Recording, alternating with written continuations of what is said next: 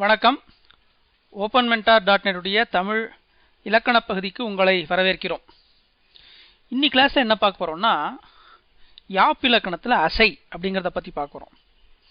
இந்த அசை அப்படினா என்னன்னாக்க ஒரு சொல்ல பார்ட்டா பிரிக்கிறது. சில எழுத்துக்கள் சேர்ந்தது அசை, சில அசைகள் சேர்ந்தது ஒரு சீர் அல்லது சொல் அப்படிம்பாங்க. இந்த அசையில நேர் நிறை அப்படின்னு ரெண்டு அசை உண்டு. நேரசை நிறையசை அப்படின்னு ரெண்டு உண்டு. இந்த நேரசை நிறையசைக்கு பார்க்கறதுக்கு முன்னாடி நமக்கு என்ன தெரியணும்னா எழுத்து இலக்கணம் பார்த்துருக்கோம் இல்லையா? குறில் நெடில் ஒற்று, குறில் எழுத்து நெடில் எழுத்து ஒற்ற எழுத்துமோ. இந்த யாப்புங்கிறதே எடுத்துங்களேன். யா அப்படிங்கிறது நெடில் எழுத்து, இப்புங்கிறது ஒற்ற எழுத்து, பு அப்படிங்கிறது குறில் எழுத்து. குறில் நெடில் ஒற்று இந்த மூணை பேஸ் பண்ணி தான் அசையே ஃபார்ம் ஆயிருக்கு. இந்த நேரசைனா என்ன அப்படின்னா தனி குறில் அல்லது தனி குறில் பிளஸ் ஒரு ஒற்று எழுத்து அல்லது தனி நெடில்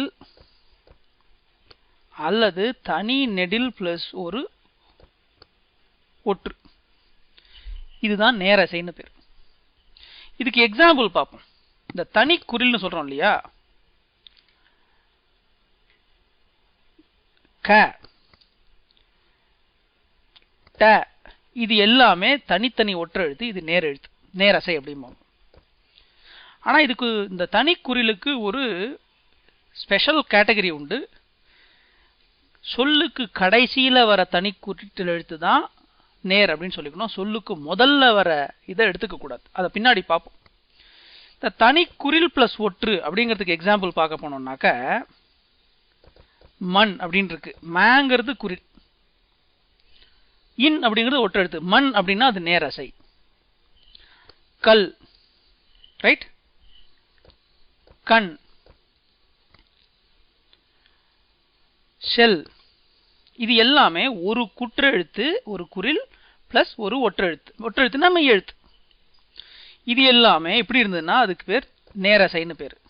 தனி நெடில் வா மா கா இது எல்லாமே தனி நெடில் எழுத்து.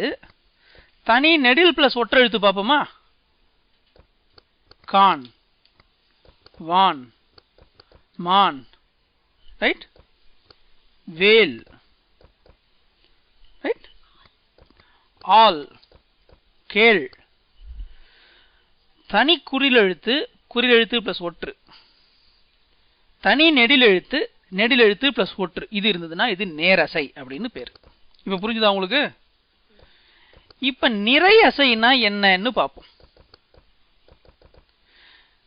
இது எதுக்காக இந்த அசை வரும்னா பின்னாடி நம்ம பாட்டுல வரும்போது இப்படிதான் அசைகள்லாம் இருக்கணும்னு ஒரு ரூல் இருக்கு. அதுபடிதான் நம்ம செய்ய முடியும், பாட்டு எழுத முடியும். அதுக்காக தான் இந்த அசை பிரிக்கிறதுன்னு பேரு. நிறை அசைனா என்னன்னாக்க குறில் இணை அப்படின்னு பேரு. அதாவது ரெண்டு குறில் எழுத்துக்கள் ஒன்னா வரணும்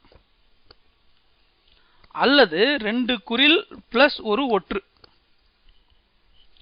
அல்லது ஒரு குறில் ஒரு நெடில், சரியா?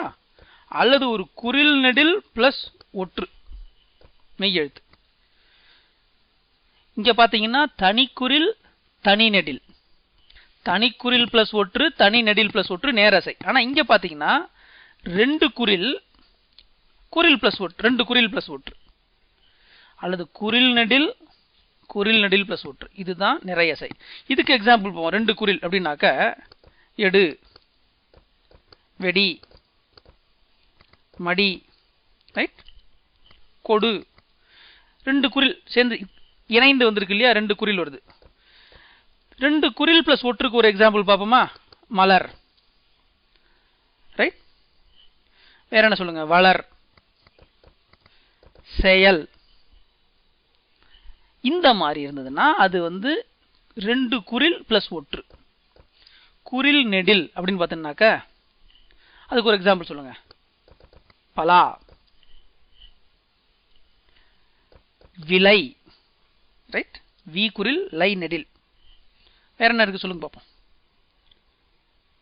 கடா, நிலா,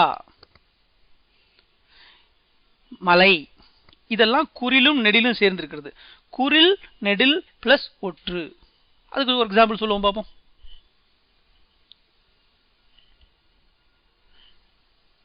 கடாம் அப்படின்னு ஒரு வார்த்தை இருக்கு.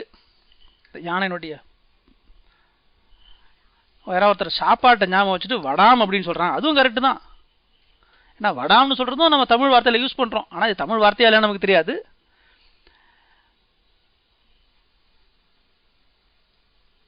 கொடேல் அப்படிமோ, கொடுக்காதே அப்படிங்கிறது கொடேல் அப்படிங்கிறோம். கொடுக்காதே. வரேன் அப்படின்னு சொல்றோம் இல்லையா, வரேன், அது சுத்த தமிழா இல்லாட்டாலும் வரேன் அப்படின்னு சொல்றதுமே ஒரு குறில், ஒரு நெடில், ஒரு ஒற்று சேர்ந்திருக்கு. இந்த மாதிரி குறிலிணை, குறிலிணை பிளஸ் ஒற்று, குறில் நெடில் பிளஸ் ஒற்று, இது வந்ததுன்னா நிறையசை. இந்த நேரசை நிறையசை. இப்ப இதுக்கு இதே பாத்தீங்கன்னு வச்சுங்களேன், நேர் அப்படின்னு பாக்குறதுல ஒரு நெடில் பிளஸ் ஒற்று எழுத்துருக்கு பாத்தீங்களா. அது நிறையில பாருங்க ஒரு குறில் ஒரு நெடில் இருக்கு. அதை ஞாபகம் வச்சுட்டாலே நமக்கு இது எப்படி ஃபார்மட் இருக்கும்னு தெரிஞ்சுடுது. இப்ப பின்னாடி பாட்டுல என்ன சொல்ல போறோம் அப்படின்னாக்க, ஒரு செய்யுள்ள ஒரு வார்த்தைகளும் இந்தந்த அசையில தான் வரணும் அப்படின்னு சொல்ல போறாங்க. இதெல்லாம் எதுக்காகனா சொல்லக்கூடிய பாட்டுல ஓசை வரணும். இப்ப சினிமா பாட்டு எத்தனையோ இருக்கு. கர்நாடக சங்கீதம் இருக்கு, இந்துஸ்தானி சங்கீதம் இருக்கு, மேற்கத்திய சங்கீதம் இருக்கு. சங்கீதத்துக்கு எது முக்கியம்? சந்தம் முக்கியம். இசைக்கு அதுல என்ன வார்த்தை இருக்கோ அதை விட அது இருக்கிற ஓசை முக்கியம். அந்த ஓசையை கொடுக்கணும் அப்படின்னா அந்த வார்த்தையோட ஃபார்மட், அந்த அமைப்பும் கட்டமைப்பும் ஒரு மாதிரி தான் இருக்கணும். அது தமிழ் இலக்கணத்துல வெண்பான்னா இப்படிதான் இருக்கணும், ஆசிரியப்பான்னா இப்படிதான் இருக்கணும். இப்ப கர்நாடக சங்கீதத்தில் சொல்றோம் தோடி ராகம்னா இப்படிதான் இருக்கணும், கல்யாணி ராகம்னா இப்படிதான் இருக்கணும்னு ஒரு ஃபார்மட் வச்சிருக்காங்க. மேற்கத்திய இசையிலும் அப்படி உண்டு. அங்க சொன்னாங்க ராக், பாப் அதெல்லாம் சொல்லுவாங்க. எல்லா விதமான இசைகள்லையும் ஒரு ஃபார்மட் இருக்கும். அந்த சந்தத்துக்கு ஏற்ற மாதிரி தான் வரணும். அந்த சந்தம் அல்லது ஒலி அல்லது ஓசை வரணுங்கிறதுக்காக தான் இந்த அசையை பிரிச்சிருக்காங்க. இந்த கிளாஸை இதோட நிறுத்திப்போம். இந்த அசையில நம்ம இன்னைக்கு பார்த்தது நேரசை, நிறையசை. இந்த நேரசைக்கும் நிறையசைக்கும் எது முக்கியமானதுன்னாக்கா குறில் பிளஸ் நெடில் பிளஸ் ஒற்று, இந்த 3 எழுத்து தான் முக்கியம். தனிக்குறில் தனிக்குறில் பிளஸ் ஒற்று, தனிநெடில் பிளஸ் ஒற்று, அது வந்து நேரசை. குறிலிணை பிளஸ் ஒற்று, குறில் நெடில் பிளஸ் ஒற்று, இதுதான் நிறையசை. இந்த இதை பேஸ் பண்ணித்தான் பின்னாடி நம்ம பார்க்க போற என்டையர் யாப்பு இலக்கணமே அமைஞ்சிருக்கு. இந்த செஷனை இதோட முடிச்சுப்போம். நன்றி, வணக்கம்.